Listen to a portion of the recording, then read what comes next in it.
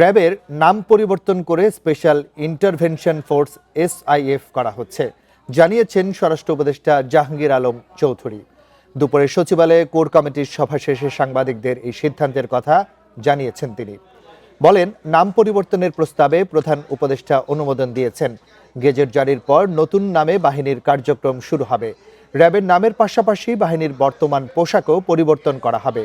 গত 1.5 বছরে র্যাবের কাজের মানে পরিবর্তন এসেছে জানিয়ে উপদেষ্টা বলেন, বিভিন্ন মহলের প্রত্যাশা পূরণেই র্যাপিড অ্যাকশন ব্যাটালিয়নের নাম পরিবর্তন করা হয়েছে। 2004 সালের 26 মার্চ সামরিক বাহিনী, পুলিশ সহ বিভিন্ন বাহিনীর সমন্বয়ে গঠিত হয় বিশেষ বাহিনী র্যাব। একই বছরের 14 এপ্রিল কার্যক্রম শুরু করে এই বাহিনী। ইন্টারভেনশন ফোর্স এটা নতুন কার্যক্রম নতুন ভাবে শুরু হবে, আর এটা কার্যক্রম নতুন হয়ে গেছে। এটা তো নামটা আজকে হয়ে গেছে, এরপরে একটা সরকারি একটা অর্ডার হবে, তারপরে SIF